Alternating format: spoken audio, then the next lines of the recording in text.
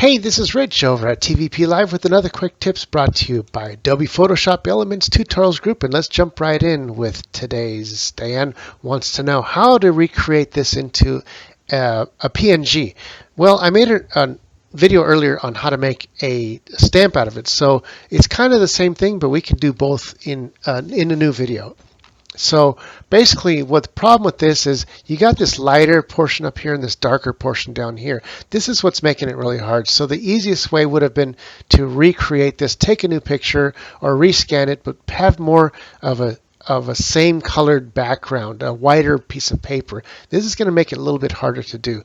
But there's a couple things that we can do to try to help. First, I'm going to go to Enhance and hit the Smart Fix. This will give us a little better contrast. Next, we're going to take out all the colors. So we go over to color and we say remove color. This is going to make it a lot easier to make a contrast between black and white. Next, we want to fill in all these little areas that are missing image because you can't bring back image that isn't there. So let's create it from scratch. I'm going to create a new layer, a blank layer, grab the eyedropper tool and pick a black from your image. Grab a brush. Let's make the brush a soft brush. So I'm going to scroll down to soft brushes and let's make it as thick as this is right here. It's probably like, I don't know, like a 3-point or so. And basically I'm just going to redraw this in.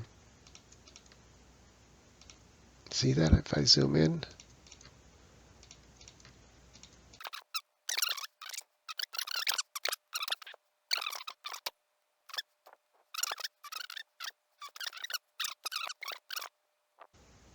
And I'm just doing it by hand.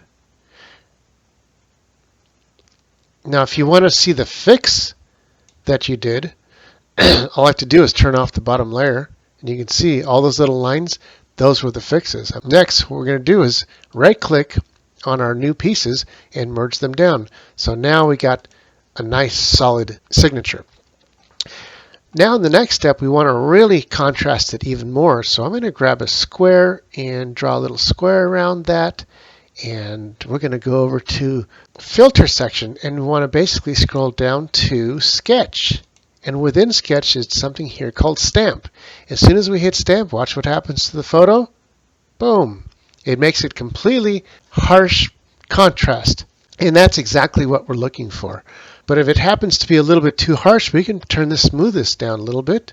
And look what it does. It makes it, oops, that's too far down. Bring it back up a little bit. It makes it look a little bit more like a handwritten signature. As soon as I got it where I like it, hit the green button, and we got it looking pretty good.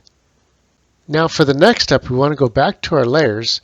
And basically all we got to do is come up to here to Edit and come down to Define Brush from Selection. And this brush up here, you see a little copy of your signature. It numbered itself to 848. We'll call it Sample Number Brush. We'll call this, I can't read whose signature is, but it looks like a D and a D and a L. So we'll call that DDL and hit the OK button. And now we got ourselves a signature. I'm going to deselect. And I can come down here to pick any color that we want. We could say red, let's say. And look at this. Look what happens. Boom. We got it in red. Come over here. Want to see it in black? Go like this. Boom. There it is. I can drag the whole thing and make as many versions as I want. And that's saved down here under the brushes. If you scroll to the very bottom, it's 848. I can't see it. It's off the screen. But it's there. And now you can take your newly created signature stamp and use it as a brush whenever you want, or you can make a PNG by taking out the background image, and now we see it over the translucent background.